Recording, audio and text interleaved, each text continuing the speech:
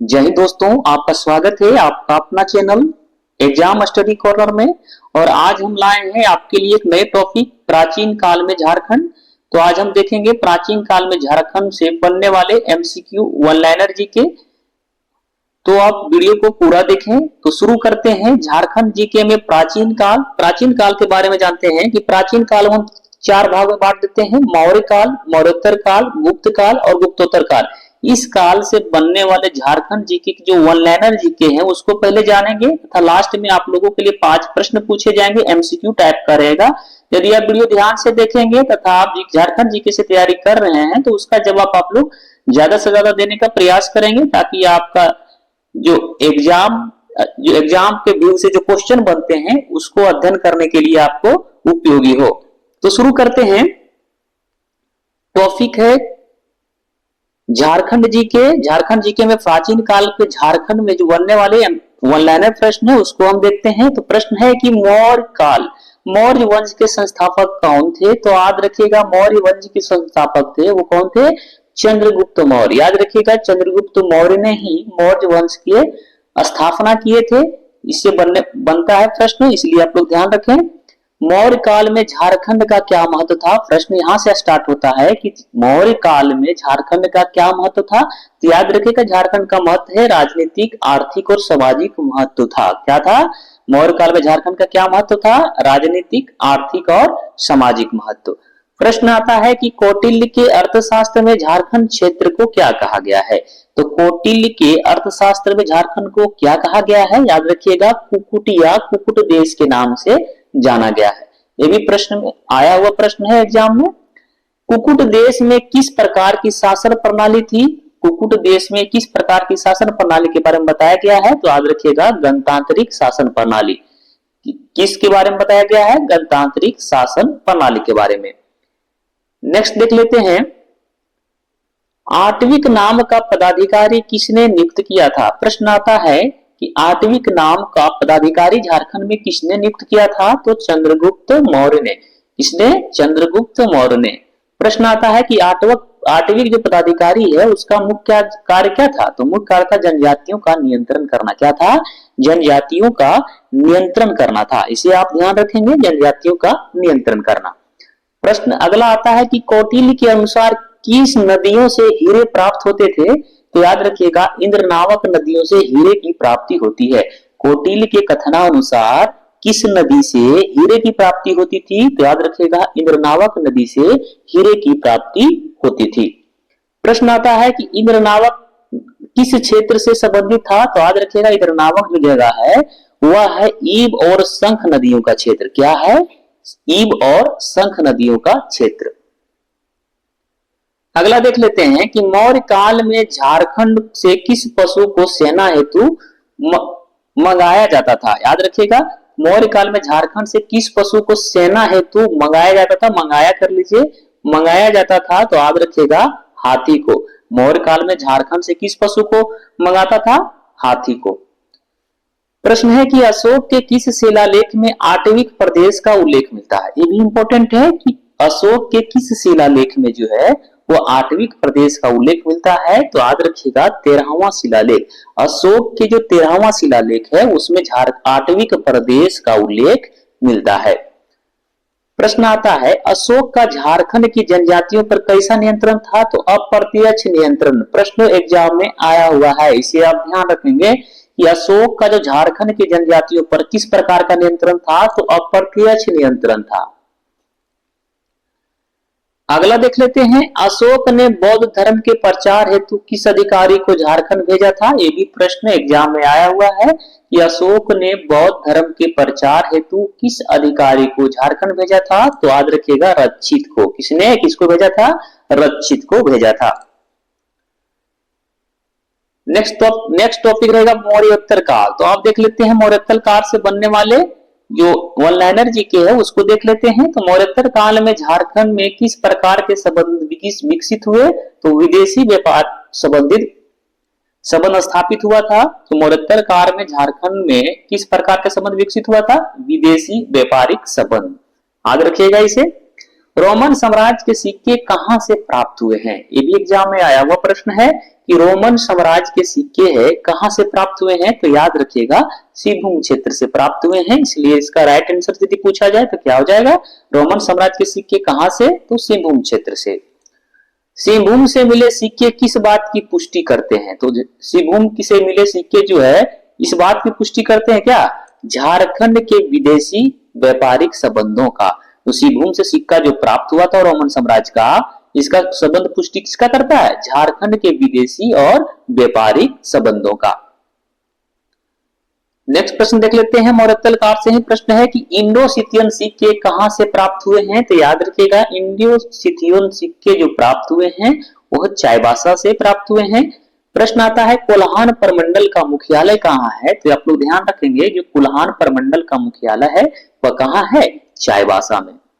कुषाण कालीन सिक्के कहां से प्राप्त हुए हैं, ये भी इंपॉर्टेंट है। कुषाण कालीन जो सिक्के है वह प्राप्त हुआ है कहां से, रांची से प्राप्त हुआ है। जिसे कारण यहां पता चलता है कि कनिष्क का इस क्षेत्र में क्या था, प्रभाव था। कुषाण कालीन सिक्के से ही क्या प्राप्त हुआ, कहां से, रांची से। और सिक्के जो कुषाण कालीन सिक्के प्राप्त हुआ है वहां किसका शासन का क्षेत्र माना जाता है, तो कुषाण शासक कनिष्क का। नेक्स्ट प्रश्न देख लेते हैं कि गुप्त काल के बारे में जान लेते हैं। गुप्त काल के संस्थापक कौन थे, जैसा कि जानते हैं गुप्त काल के संस्थापक श्री गुप्त को माना जाता है। गुप्त काल को भारतीय इतिहास का स्वर्ण युग कहा जाता है। क्यों कहा जाता है, कला और सांस्कृतिक विकास के कारण गुप्त काल को क्या कहा जाता है, भारतीय इतिहास का स्वर्ण काल कहा जाता है।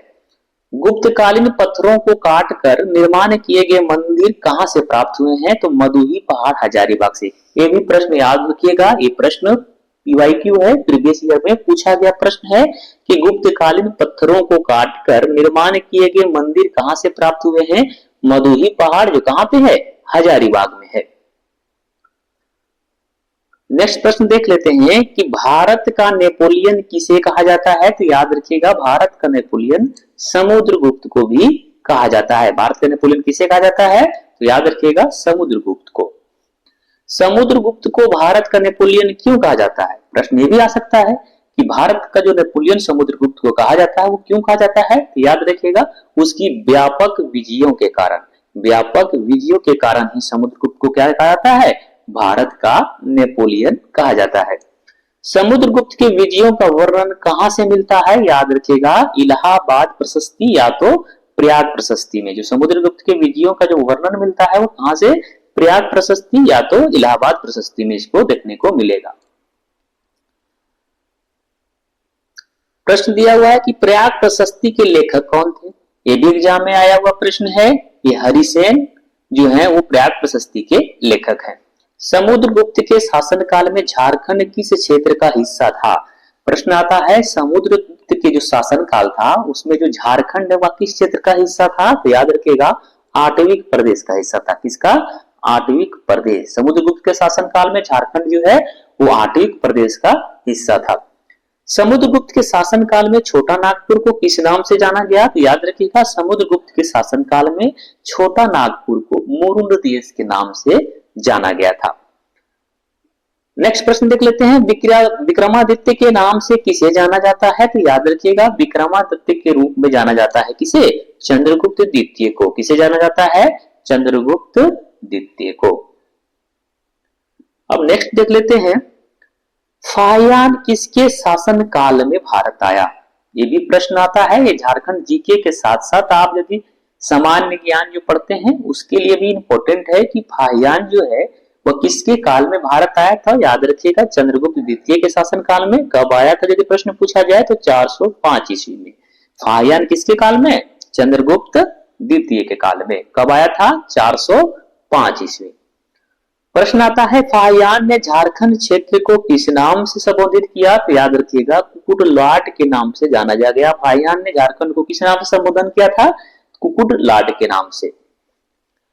पहाड़ी पर स्थित कुआं का अवशेष कहां से प्राप्त हुआ है, तो याद रखिए पहाड़ी पर जो स्थित कुआं है वह उसका अवशेष कहां से प्राप्त हुआ है, पिठोरिया जो कहां पे है, रांची में है। याद रखिएगा पिठोरिया जो रांची में है वहां पहाड़ी पर स्थित कुआं का अवशेष प्राप्त हुआ है।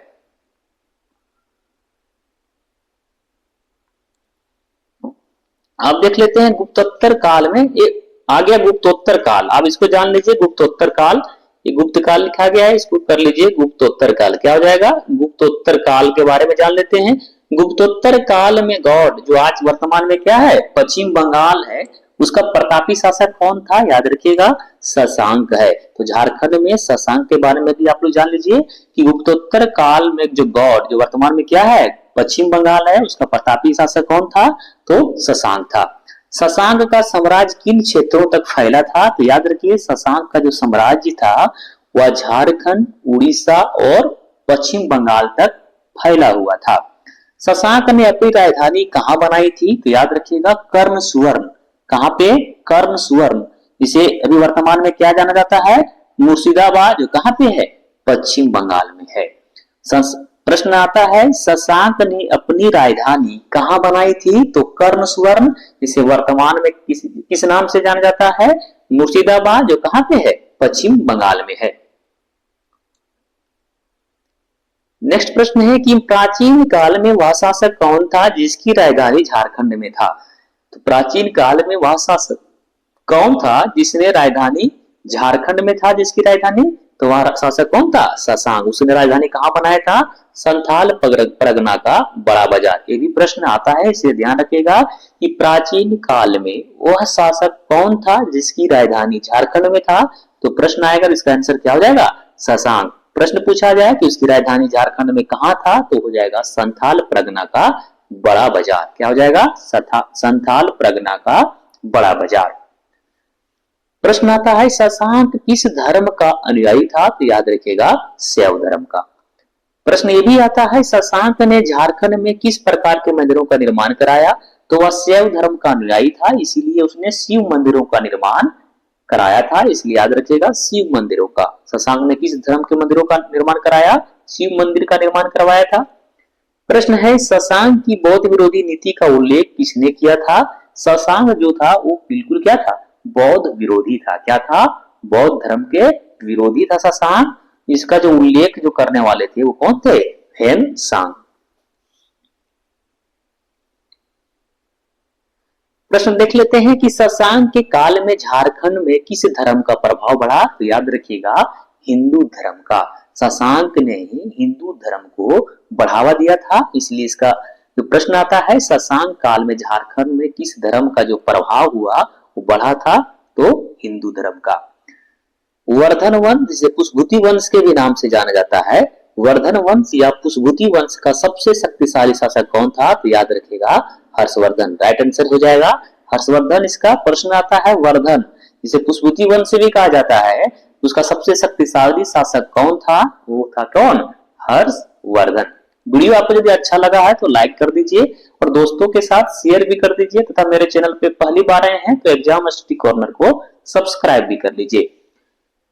अब देखते हैं, नेक्स्ट देख लेते हैं कि हर्षवर्धन के साम्राज्य में झारखंड का कौन सा भाग शामिल था? तो याद रखिएगा काजंगल। और काजंगल को भी वर्तमान में क्या बोला जाता है? राजमहल के नाम से जाना जाता है। प्रश्न आता है हर्षवर्धन के साम्राज्य में झारखंड का कौन सा भाग शामिल था? तो कौन सा भाग? काजंगल। वर्तमान में किस क्या बोला जाता है? राजमहल। ह्वेन-सांग की मुलाकात हर्षवर्धन से कहां हुई थी? याद रखिएगा ये कांजांगल के जंगल में यानी राजमहल में इसका मिलन होता है। किसका? हर्षवर्धन का। तो ये भी प्रश्न आ सकता है कि ह्वेन-सांग किसके शासनकाल में भारत आया? तो याद रखिएगा हर्षवर्धन के शासनकाल में। ये भी इंपॉर्टेंट प्रश्न बनता है। अब जानते हैं गुप्तोत्तर काल के बारे में। तो गुप्तोत्तर काल में आपको जानना है कि 13वीं सदी में उड़ीसा के किस राजा ने स्वयं को झारखंड शासक घोषित किया था? तो याद रखिएगा राजा जयसिंह ने। 13वीं सदी में उड़ीसा के किस राजा ने स्वयं को झारखंड का शासक घोषित किया था? वो राजा जयसिंह। प्रश्न आता है कन्नौज के राजा अशोकवर्मन के विजय अभियान के समय झारखंड में किसने शरण ली थी? तो याद रखिएगा मगध के राजा जीवगुप्त द्वितीय ने। प्रश्न क्या आता है कि कन्नौज के राजा यशोवर्मन के विजय अभियान के समय झारखंड में किसने शरण लिया था? तो मगध के राजा जीवगुप्त द्वितीय ने। प्रश्न है कि नंद वंश के समय झारखंड किस साम्राज्य का हिस्सा था? ये भी प्रश्न आता है। जो नंद वंश के समय झारखंड किस साम्राज्य का हिस्सा था पूछा जाए तो क्या हो जाएगा, मगध साम्राज्य का हिस्सा था। किसका, मगध साम्राज्य का हिस्सा था। प्रश्न है नंद वंश की सेना में हाथी की आपूर्ति कहां से होती थी, तो याद रखिएगा नंद वंश की जो सेना है उसमें हाथी की जो आपूर्ति होती है वह कहां से, तो झारखंड राज्य से। अगला देख लेते हैं, इस टॉपिक से इतना ही प्रश्न था। तो आपसे प्रश्न है, एमसीक्यू प्रश्न है, इसका जवाब आप लोग ज्यादा से ज्यादा देने का प्रयास करें। यदि आपको वीडियो अच्छा लगा हो तो जरूर लाइक करें। तो प्रश्न है कि कोल्हान प्रमंडल का मुख्यालय कहां है, तो इसका जवाब आप लोग जल्दी से जल्दी देने का प्रयास करेंगे कि कोल्हान प्रमंडल का मुख्यालय कहां है। ऑप्शन ए है जमशेदपुर, बी चक्रधरपुर, सी घाटशिला और डी चाईबासा। तो इसका जवाब जल्दी से जल्दी देने का प्रयास करिए आप लोग कि कोल्हान प्रमंडल का मुख्यालय कहां है। तो बता दें कोल्हान प्रमंडल का मुख्यालय कहां पे है, चाईबासा इसका राइट आंसर हो जाएगा। दूसरा प्रश्न है, झारखंड राज्य में राजमहल ट्रैप कहां स्थित है। ये एग्जाम में आया हुआ प्रश्न है, इसका भी जवाब आप लोग देने का प्रयास करें। तो झारखंड राज्य में जो है राजमहल ट्रैप जो है वह कहां स्थित है। ऑप्शन देख लेते हैं। ऑप्शन ये है उत्तरी पूर्वी भाग, बी दिया हुआ उत्तरी भाग में, सी दिया हुआ है उत्तरी पश्चिमी भाग में और डी दिया हुआ है दक्षिणी पूर्वी भाग में। तो इसका राइट आंसर आप लोग देने का प्रयास करें। तो आपको बता दें कि इसका राइट आंसर जो हो जाएगा वो हो जाएगा क्या, उत्तरी पूर्वी भाग में। जिसने भी इसका आंसर ऑप्शन नंबर ए किए होंगे उत्तरी पूर्वी भाग, उसका आंसर क्या होगा, सही हो जाएगा। नेक्स्ट प्रश्न को देखते हैं, पहाड़िया विद्रोह में कहां की रानी ने सहयोग दिया था। तो पहाड़िया विद्रोह में कहां की रानी ने सहयोग दिया था, इसका जवाब भी दे। ए झांसी की रानी, बी महेशपुर की रानी, सी रानी लक्ष्मीबाई और डी इनमें से कोई नहीं। तो पहाड़िया विद्रोह में कहां की रानी ने सहयोग किया था, तो इसका भी जवाब देने का प्रयास करें। तो बता दें पहाड़िया विद्रोह में महेशपुर की रानी ने सहयोग किया था। राइट आंसर क्या हो जाएगा, ऑप्शन नंबर 20 का राइट आंसर हो जाएगा महेशपुर की रानी। चौथा नंबर प्रश्न देख लेते हैं, माउंट एवरेस्ट पर चढ़ने वाली झारखंड की पहली महिला का नाम क्या है। प्रश्न आता है माउंट एवरेस्ट पर चढ़ने वाली झारखंड की पहली महिला का नाम क्या है। ऑप्शन ए है प्रतिभा पाटिल, बी दिया हुआ है आनंदीबाई जोशी, सी हेमलता अग्रवाल और डी दिया हुआ है द्रौपदी मुर्मू। इसका जवाब जल्दी से देने का प्रयास करें कि माउंट एवरेस्ट पर चढ़ने वाली झारखंड की पहली महिला का नाम क्या है। तो बता दें झारखंड की पहली महिला जो माउंट एवरेस्ट पर चढ़ी थी वो थी हेमलता अग्रवाल। राइट आंसर क्या है, option number C Hemlata Agarwal. और ये अंतिम प्रश्न आज का रहेगा कि झारखंड के किस जिले की सर्वाधिक महिला साक्षरता है।